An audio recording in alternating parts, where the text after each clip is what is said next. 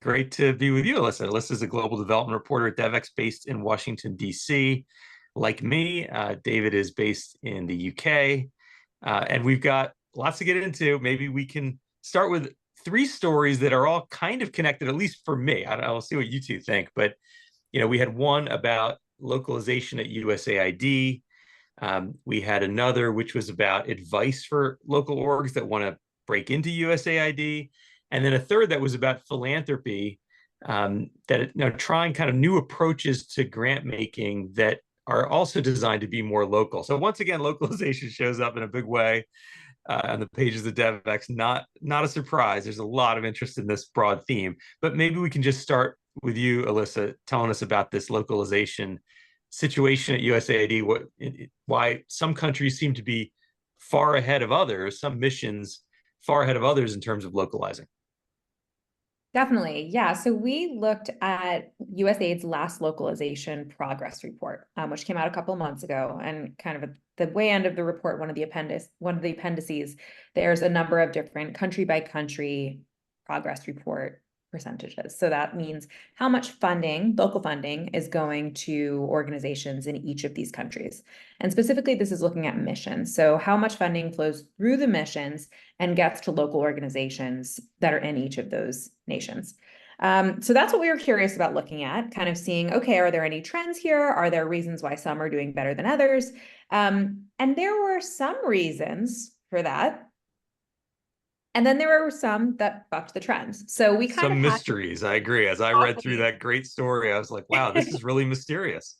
we keep them on their toes. So we really just tried to take a fine-tooth comb to that data and talk to a number of folks in the sector and just say, what's going on here? And a couple of trends did pop out. So there were things like, for example, just large missions and big staff at those missions, lots of money going through. I mean, the more staff you have, localization takes work and it takes effort, right? So that can help. Another thing that we found that would contribute to higher rates of local funding was if that mission had a history of doing health work. PEPFAR for many, many years has really pushed localization forward. And so there's a history there, right? And health is one of those sectors that really leads the game in terms of local funding. On the opposite side, humanitarian funding does not. And countries that have more humanitarian conflict, crisis, those are the ones that are more likely to have lower numbers. So that's places like Yemen, Mali was in there, a number of different missions that had very, very low rates of local funding. Other things that popped out were just a history of doing localization work. So localization takes time. One mission that we spoke with, the Kenya mission, really said they've been doing it for years, actually decades. Especially they pointed out their conservation work. So that was something that in order to really get at the heart of conservation, they had to partner with local communities. So they'd been doing it since the 80s. So those were a couple of the trends just that I'll start with by pointing out why some was working and why some was not. And then again, there were mysteries. So Ghana was one mystery. There were the Philippines, kind of another mystery. So these are countries that are really not channeling much money to local organizations at all, and just had experts kind of scratching their heads in terms of what's going on here. So because those are both countries that have, USAID has a really long history. They both have really vibrant civil societies, lots of local organizations, really highly credible local organizations. So yeah, it did seem like, why those two countries in particular? And I guess the piece sort of gets to one possible explanation, which is the kind of interest and priority that mission staff place on localization. And that's this kind of like X factor that's a little bit hard to measure. But it's mentioned in the story, like, look, maybe you've got a case where in a particular mission, you've got a mission director or other mission staff, contracting officers and others who just really care about this and are going to go that extra mile to make it happen. And in other places, maybe you have people who don't care as much. So maybe, who knows? I mean, we don't really know the answer to that, but it seems like that's a possible X factor. I am always fascinated by this catch-22 that funders find themselves in, where they say, well, to do localization, it's smart to do localization because the money goes further. Small money to a local group is better than big money to a global group. that local groups are closer, they're more proximate to the needs and issues, and they're more sustainable long term. So it's like the better investment. Yet it requires this larger upfront fixed cost in hiring and staffing, because you need to help these local organizations get through this complex contracting and granting process, get through the compliance realities of taking funding from big international organizations, and that you're talking about smaller grants or contracts, but more of them. So you need more contracting officer, agreement officer, capacity. And it's this catch-22. So you have the US Congress saying, yeah, we like the idea of localization. We're going to promote this, both sides of the aisle, but yet we're not going to staff USAID. We're not going to increase staffing at USAID. And the piece talks about Central America as an interesting example. I don't know if you want to just mention that case, and then we get Dave into this conversation too. Yeah, that was kind of a stark example about this particular issue, right, about staffing. And there was a big initiative that was spearheaded across Central America that was really trying to do this, to see localization in action, get more money to local groups. But kind of at the get-go, the mission staff were like, all right, well, we need more people. We need more bodies and we need more skilled professionals, especially those who are employed from that country. So we're talking local staff. And these folks can sometimes be, and the report that's mentioned in the piece highlights this, they can be the backbone of localization, right? Because they speak the local language, they've got the networks. These are folks who actually, in one of the missions that I spoke with, Kenya, there are two sectors that had the highest proportion of local funding, according to the mission staff: environment and democracy, were both led by Kenyans that were employed with USAID. So you can see this happening in action, right? But to get back to your point, Raj, this report points out that they just didn't have those folks and they needed them. And I think that when you're talking about localization, like you mentioned, you're talking about many more awards that are smaller, but just because they're smaller monetary amounts doesn't mean that they're less work for the contracting officers and for those that are programming and overseeing them. It's the same amount of work. You're still going through things with a fine-tooth comb, but you are doing more as opposed to one large grant going to a big INGO, for example. And maybe it's even more work if you're dealing with a counterpart who has less experience in these processes, right? So you kind of have to hold their hand through it to some degree. 100%. Yeah, and I guess we're going to come in a minute to talking about the session that we did with Chuck Pope, who's was a contracting officer for many years at USAID, and I spoke with him this week, and that was kind of a point that he made. Like, we're never going to get localization to work with USAID's current staffing levels, because giving a local grant requires almost as much work, like as you guys have been saying, very little less work to give us one small grant than to give a large grant. And you've got to give 10 times as many grants if you want to give out money out locally, because you have to give it to many small local organizations. He had an idea that he's been pushing for a couple of years, which is that you subcontract that. Rather than USAID staff giving out grants to all of these local organizations and having to hire 100 people in the USAID mission, each one to deal with one small grant, he said, well, why don't you just find somebody, a big organization that knows the local area, that can hire the local staff, the local expertise, and then you can give out 100 local grants. Either you force one big organization to subcontract or to subgrant a lot of its resources, and that's one way to do it, or you just say, here you are, you're a big organization, you've got expertise in Central America, find the 100 best organizations in Central America and give each of them money. And we're hearing more and more people talking about the need to get local people involved. Like, let's get the local experts, the people who really understand the causes and the ideas, and get them to give the money out. And this is a way to solve the problem. And he called it not letting the perfect be the enemy of the good. He's like, that's not the ideal solution. We'd like USAID to be giving this money away. We'd like this to be centralized, but it isn't going to happen until USAID staffs up, and USAID can't staff up fast enough. So just this is a kludge solution. It's a good enough for now. It'll work, and it'll get the money out the door. So try that.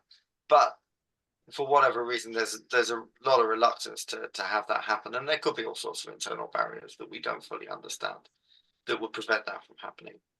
Although the fact that it's coming from somebody who was inside USAID and actually has seen those internal barriers and thinks that they shouldn't be sufficiently strong to stop this happening, kind of does indicate that this might be a solution that would get us through the situation in the medium term. Yeah, it was fascinating to read, Alyssa's piece and then juxtapose it to your conversation with the former contracting officer, Chuck Pope, because, there are two different purposes, right? Like, Alyssa, your story is all about how USAID is trying to localize. They've set a target.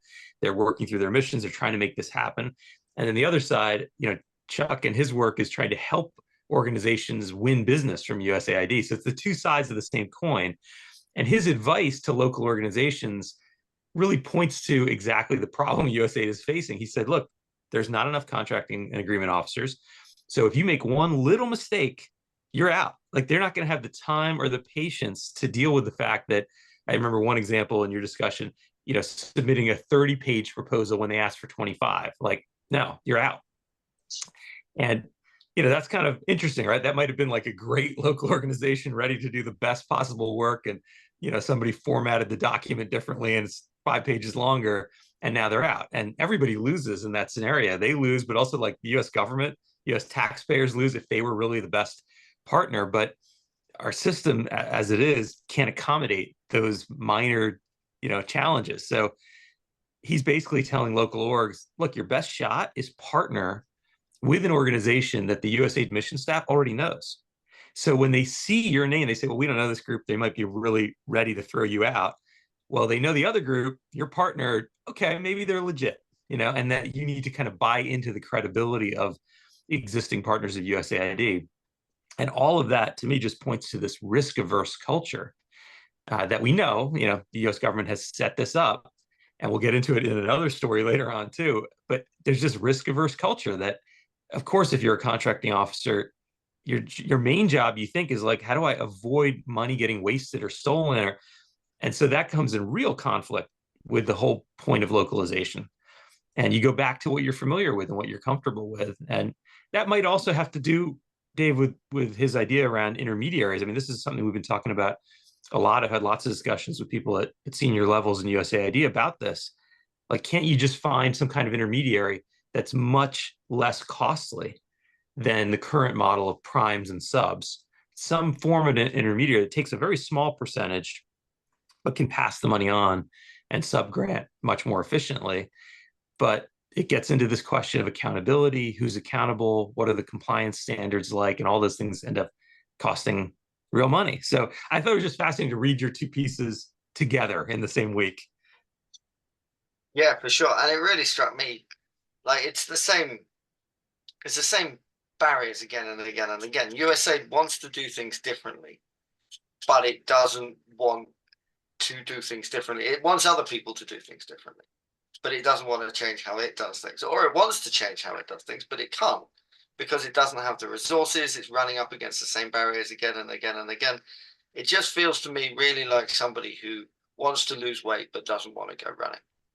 Somebody who wants to lose weight but they don't want to diet. They know that things should look different, but they're not able to make the changes for whatever reason in their behaviors and their approaches that actually cause the change that they want to see. And so, well, I think USAID would say the whatever reason is probably Congress. I mean, they won't say that out loud, but they'll say, hey, it's our political system where we might be able to get more money for program work. We can't get it for staff and overhead. Even getting more money for program work is increasingly hard and probably going in the wrong direction. Obviously, a lot depends on this election, but I think they look at Congress saying, you're telling us to do two completely opposite things: to watch every penny, make sure nothing gets stolen, nothing is wasted, but at the same time, localize, be more efficient, and we're not going to give you resources to do that. So, I think they're in a tough spot, right? And some of it might be the fault of their culture and some individuals and maybe some missions that don't want to change. But some of it too is just they're in a really tough spot where, they are governed by a body that is asking them to do two somewhat opposite and opposing things. But I do think this is also where this opportunity for mission leadership comes in, right? Because, you know, speaking to the mission in Morocco, they said, you know, we kind of a couple of years ago, we really wanted to just start listening more and really made that a priority. So they went and just did, you know, and this is nothing new for development, like listening towards is a thing. And this is, we hear organizations do this all the time, but perhaps for USAID, at least in Morocco, it was different. And I also heard it from the local organizations that I spoke with. They said, we did notice a change, and we noticed that, you know, we were able to kind of knock on the door more easily, be listened to, even if we weren't necessarily the ones getting the money, we were just part of the conversation. And then you saw this uptick.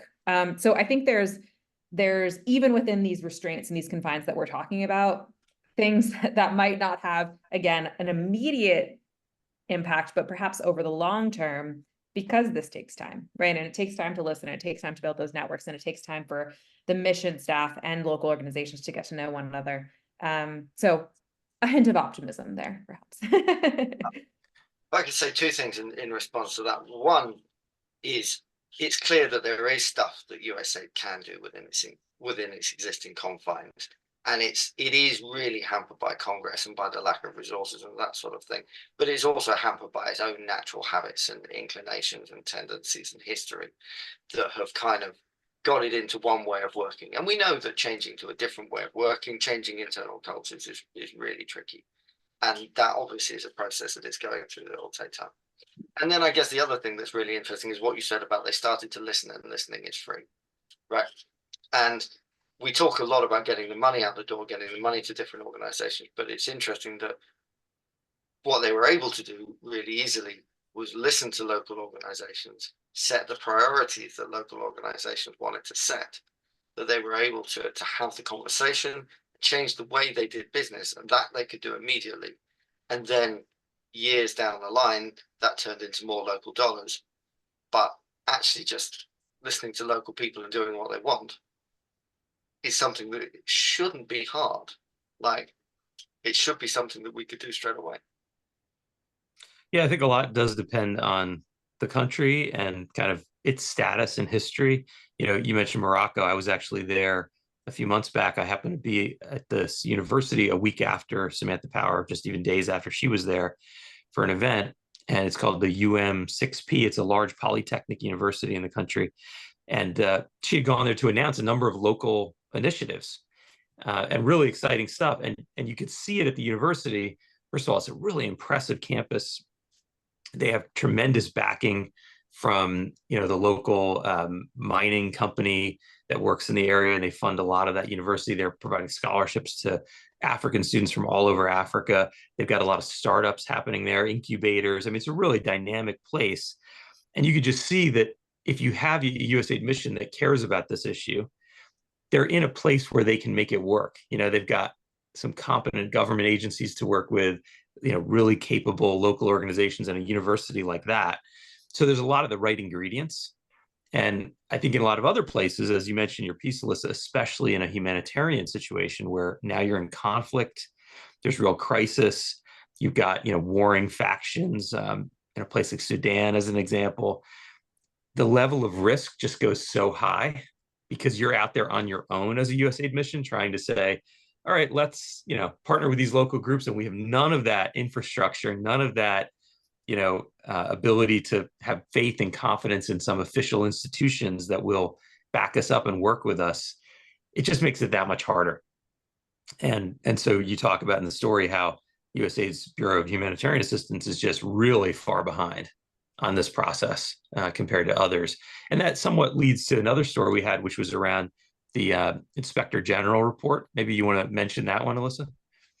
Yeah, so I guess it's certainly related, but it also raises perhaps a point that whenever you're in conflict situations, there's risk, right? So in Sudan, what had happened, Reuters broke the story yesterday that there were allegations that 2 top officials at World Food Program had been involved, or at least alleged, with fraud and issues with that.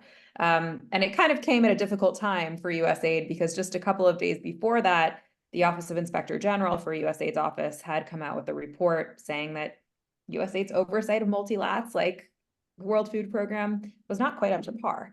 And that's really what this investigation said. It didn't specifically outline any issues. That wasn't in the mandate or the scope of the report, that X, Y, and Z had happened. But it did say that for a number of different organizations, they looked at, I believe, 67, there were not the proper kind of pre and post award due diligence that was really expected of them.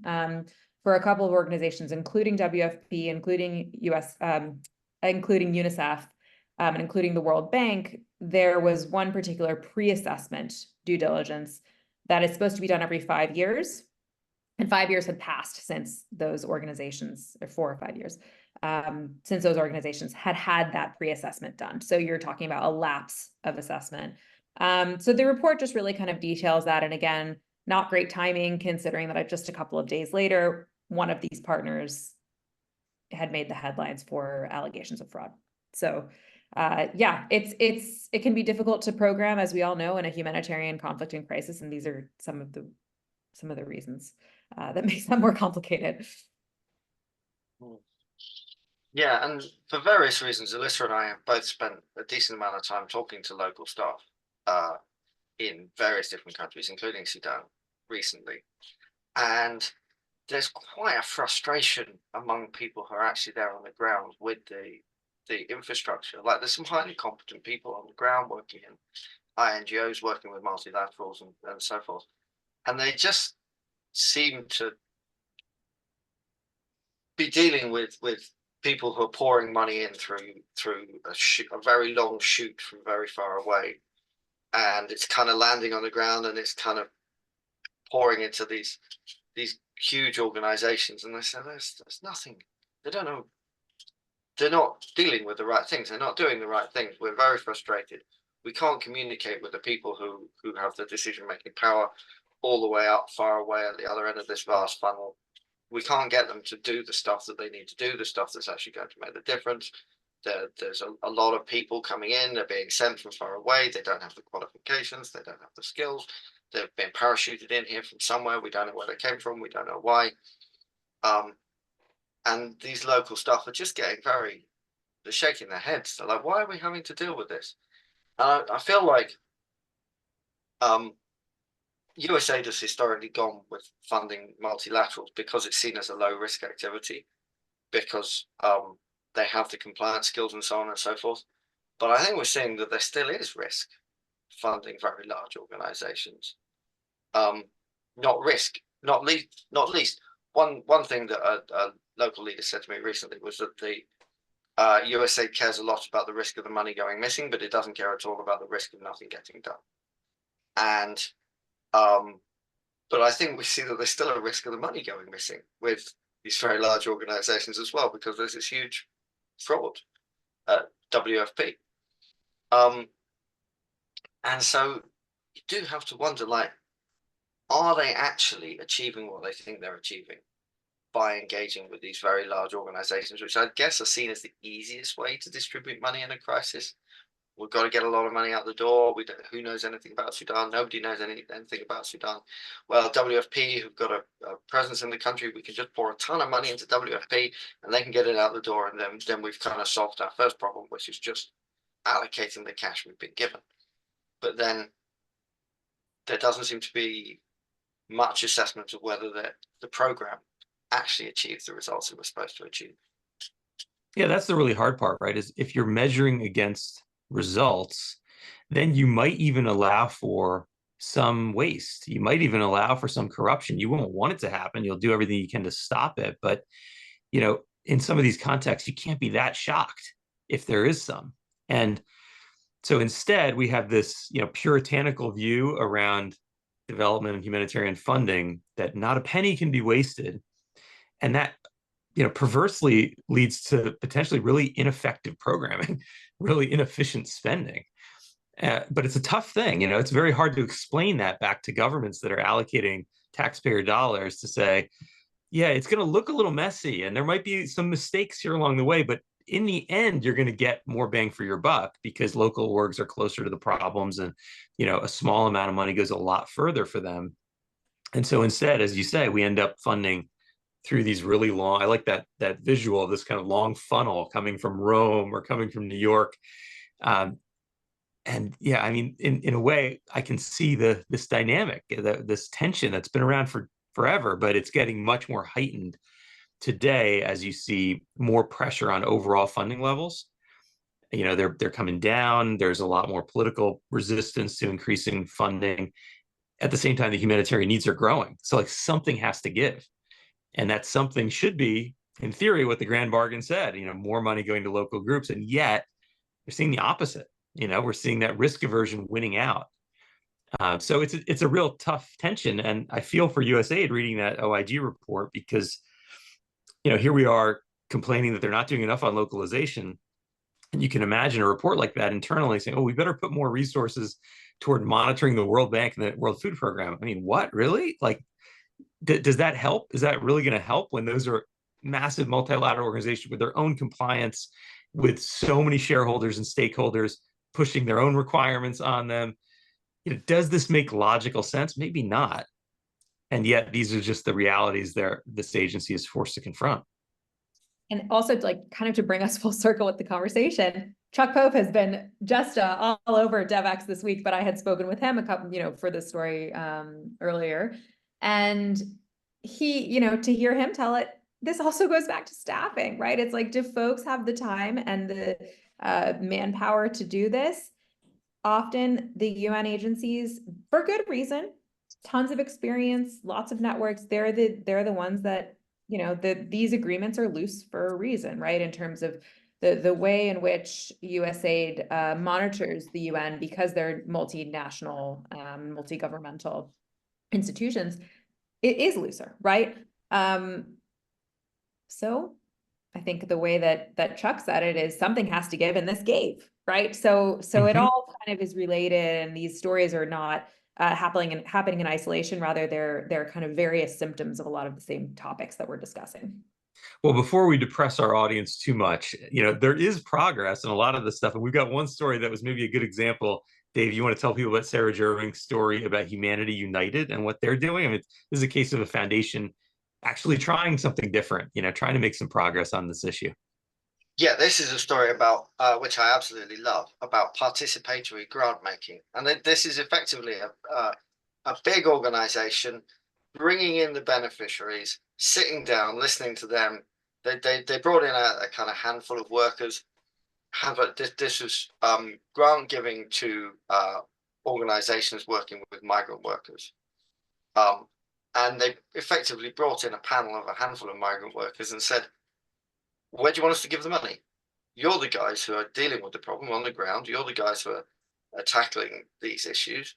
You tell us where to put the cash. And this kind of participatory grant making idea is one that's been gaining traction with the same people who've been talking about trust-based giving and this sort of thing. And it's effectively just listening to the people that you're going to be giving the cash to and asking them what they want. It doesn't seem that this is something we've just been talking about earlier, like get the people whose job it is to like solve the problem, ask them what they want, do it how they want it done. And it's a little bit like what Melinda Gates recently announced she was doing with Pivotal Ventures, right? Picking these leaders, giving them money and saying, hey, some of the money, you can use it for your own organization. But then here's another pot of money and you should give it out to other organizations you know. And it looks like Humanity United is doing effectively the same thing here, right? They're telling these migrant workers who lead their own organizations that are trying to support the rights of migrant workers, they're telling them, you can have some of this money for yourself, but you also get to decide how the rest of it gets spent, you know, who else you want to donate to. And that's a really empowering thing. I mean, that's kind of all the way into this idea of localization. Yeah, That's for sure. Yeah. No, I thought of Melinda French Gates too, reading the story. And it's just, I do think it's really interesting. I think we're in a really interesting, I don't know if I would go as far as to say a pivot point, but maybe a potential pivot point with philanthropy and how folks are thinking about it. And it's like the merger of these two conversations, right? Of localization, grant making, decisions, who makes them, and kind of how much do we trust the individuals that we're trying to help with those decisions themselves, right? So it'll be interesting to follow these things. Melinda French Gates' grant making approach, this particular story of Sarah's and the ripple effects of it, especially as these migrant workers that she spoke about in the piece, many of them, whether they're still migrant workers or whether they've moved on to new ventures, they know the problem, right? And they have an inkling in a sense for what should change. So it'll be interesting to keep following these various approaches and see if they work better than the existing status quo. Yeah, to me, one of the key points in that story is that these migrant workers are mostly coming from places like Nepal and Bangladesh and India and elsewhere, working in places like Qatar and the UAE and Bahrain. And in these are really tricky places to advocate for worker rights, right? And so Humanity United has to keep their identity secret. They have to meet with them in third-party locations. I think in this case, it was in Nairobi. And they're, really protecting them and thinking through how can we utilize their on-the-ground knowledge and their understanding of these sensitive places to get money to the right groups to make change. And, that in a way sounds like a really unique case, but I think that's how everything works in development and humanitarian response. There's always a political economy. Very little of this is simply a question of like getting money in the hands of the right people. And there's no politics. There's always politics. There's always some conflict with the government or with, a different ethnic group, or there's something, right? And what this participatory approach shows is you're just kind of acknowledging that political economy reality on the ground and saying the best way to deal with it is to get money to the right people and then let them figure it out. They're going to understand much better than a foundation, whose funders are based in Hawaii, I think is where the Omidyars live. Then they're going to understand what to do, right? That these local groups will figure it out and figure out how to handle the political economy and how to work with government to make real change where they live. Yeah, I feel like we've seen a number of movements recently that have tried to revolutionize giving. And the principles that they're working to seem really simple at root, like give people money to do whatever they want, give people money for a decent amount of time, give them enough money to get it all done, listen to the people who are trying to solve the problem rather than telling them what to do, and don't make people jump through so many hoops and spend so much time reporting to you that they waste most of the cash filling in forms. Like, if these are kind of the revolutionary approaches that we need in grant making, like everybody should be able to do that, right? Like, that's not rocket science. It's not that hard. I think it's a lot harder to do in practice than it sounds in theory. Having once worked briefly on one grant giving program in my life, like I did discover like how hard it was actually to turn people around when they're sitting around the table and trying to make decisions. They're like, oh, we should ask for this, we should ask for that, we should ask for this. You're like, you're going to waste a ton of these people's time doing that. Well, yeah, so we are. We probably shouldn't do that. Like, people forget really easily and they try to take control even when they don't mean to. But it doesn't sound like this should be difficult to do. It doesn't sound like it, but as all of our reporting has shown, it really is. There's a conflict there between control and giving up control. I mean, there's a reason why this is a power question, not just a resource question. It's not just a simple technical matter. And, I think most people who work in the development sector, their hearts are in the right place. They want to see real change. But when you get organizations involved and organizational mandates and requirements and it really affects people and affects their way of making these decisions. It's just not so simple and straightforward. And I think there's really good arguments to say, look at like what Mackenzie Scott is doing versus, let's say, Bill Gates and the Gates Foundation. Very different approaches. And I'm not sure. It might turn out in the long run, you can say, well, the Gates Foundation made this effect on vaccination rates. They made this effect on malaria. What are we going to be able to say that Mackenzie Scott actually achieved? It's going to be very tough to know and to measure. And so you could have someone make a good argument that, well, she hasn't actually achieved much. She gave money to these groups in huge amounts. They did lots of little things, but it wasn't ultimately sustainable. It'll be really hard to know and to attribute that. And my sense is she doesn't really care. She's like, this is the right way to do it. and let those groups take credit for what they get done with my money. I don't need to take credit for it. But I think the debate is not over as to like which of these approaches actually is most effective. And maybe it's both. Yeah, right? I was going to say the same thing. Like the Gates approach is to be really strictly evidence-based, to measure everything, to track exactly what you're doing. That's also a really valuable approach. And I feel like you can do that with these smaller grants in that you do the measurement, you do the work, you find out what works, then you find somebody who's doing it and give them the money.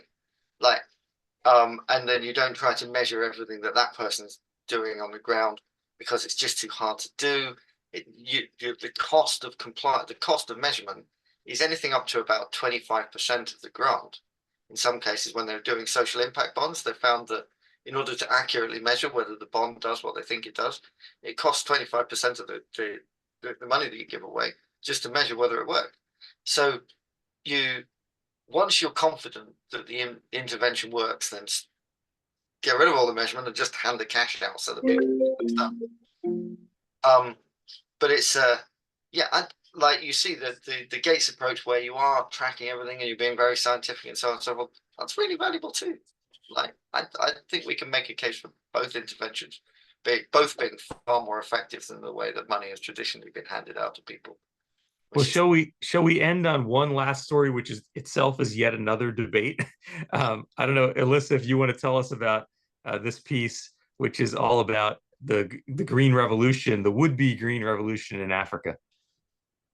Certainly, yeah. So this is a story about how a number of African groups want reparations for the green revolution's shortcoming, and this is, kind of another, again, debate, a tricky topic, but really there was a open letter published last week that donors should amend their past mistakes. And what is circling around this letter is the Green Revolution, which was, kind of an effort to push for food security, transforming agriculture and raising yields, but often there were chemicals and fertilizers that were promoted to use or to really push this forward.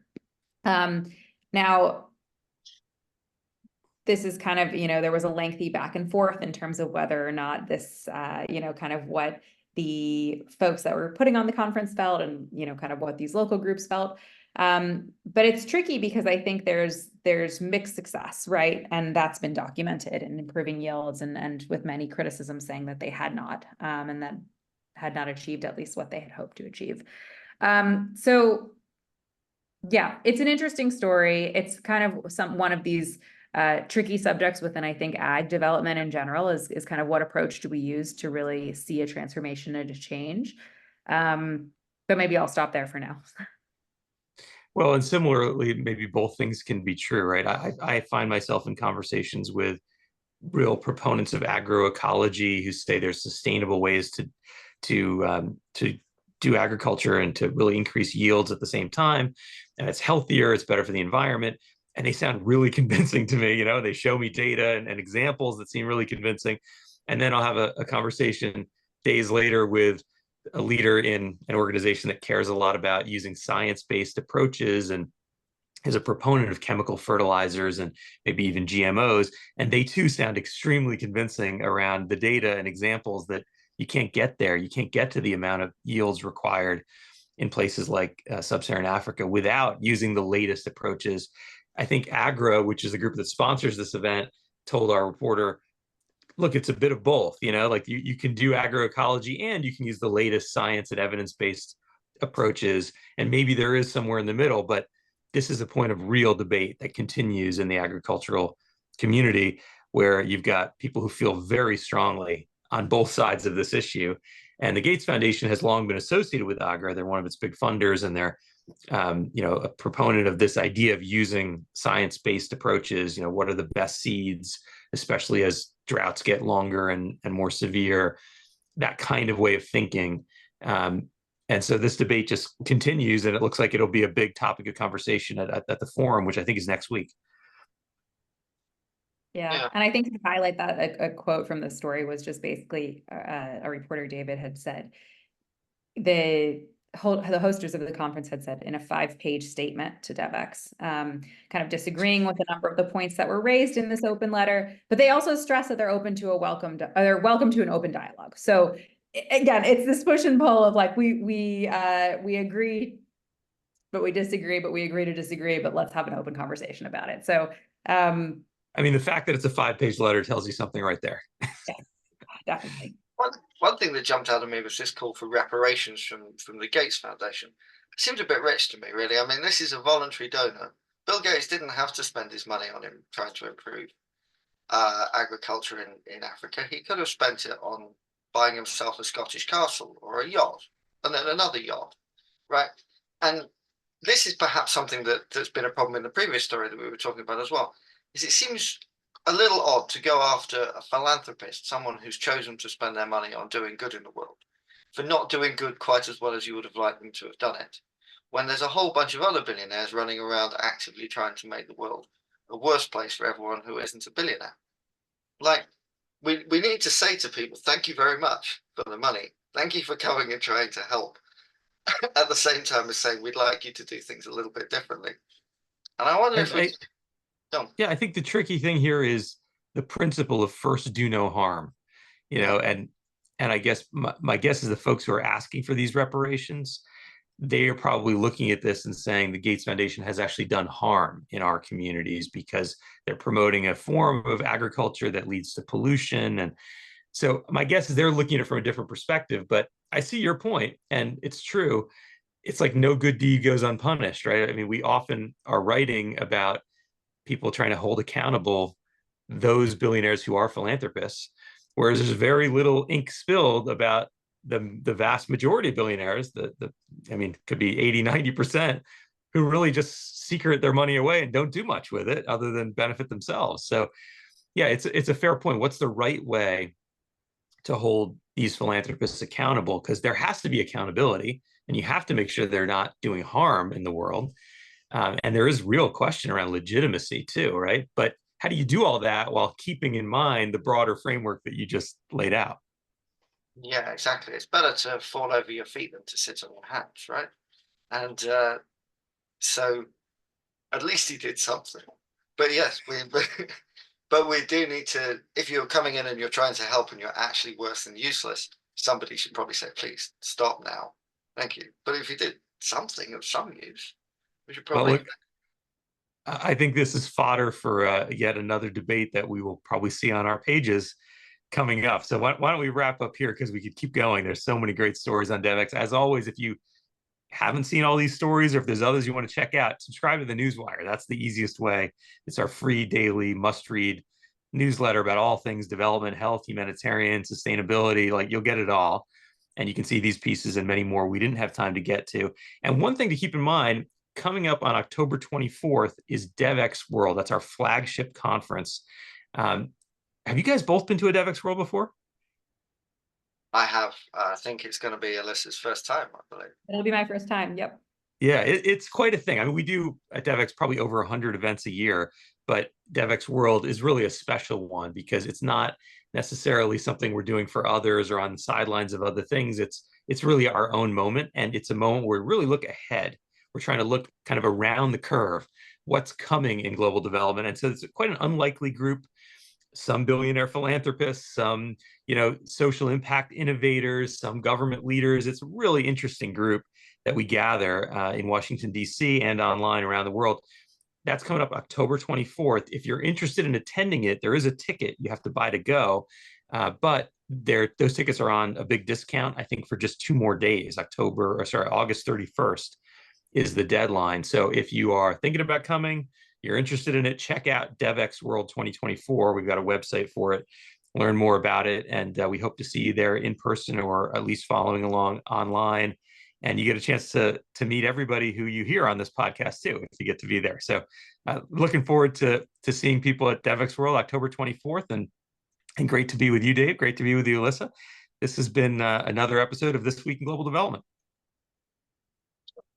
Thanks so much. As always.